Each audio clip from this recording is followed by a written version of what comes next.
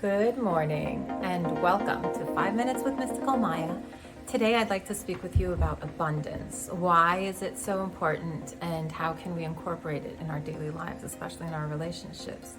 So I'm dating myself right now, but some of you might remember a Hanna-Barbera cartoon back in the day called Gulliver's Travels.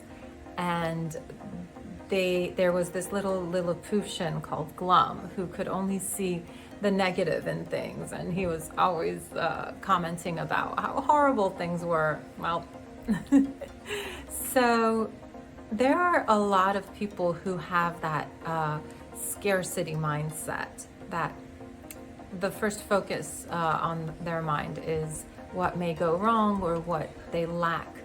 And as an extrovert, I've come across many throughout my life. And the way I see things is when I look at people is usually we are always processing and observing and just taking in all this information on a daily basis. Now, people have different ways of processing and letting in all that data.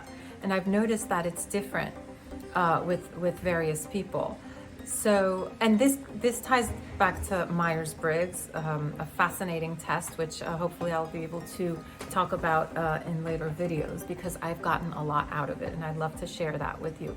But for the most part, I've noticed in many people, especially women after a certain age, we're very hard on ourselves and we take in all this information, pinpointing things that may not be in the greatest, most perfect way. There's emotional tags and emotional heaviness to that kind of information, the way we process it.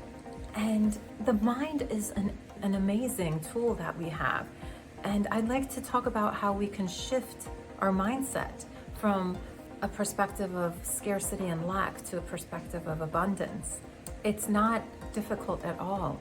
Some of you may meditate in the mornings or pray. If we train our minds to look at the positive and look at what we have, it can change our entire attitude. For example, let's just say, and this applies to many women, we're very hard on ourselves physically, from a physical aspect. For example, I may not have the brightest skin or, perfect hair. I have stretch marks, or I'm not at an ideal weight. But at the same time, when we're speaking, because it's an inner dialogue that we have with ourselves, when I'm saying those things to myself, I can immediately focus on what I do have that's positive. I'll take myself for an example. I have 3 beautiful children. I have a roof over my head. I'm blessed with wonderful family and friends. Instead of pinpointing everything that's wrong with my life and myself, I can train my mind to pinpoint what goes well. And to be honest, if you're watching this video, you definitely have a connection to the internet and you probably have a smartphone. You're pretty blessed. You're more blessed than 70% of the world's population already. So it's a good thing to focus on. Now, abundance isn't something that, there's always levels of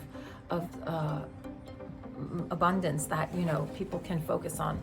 For example, that's why we see many millionaires who just aren't happy, because there's always a billionaire out there that's doing better than them.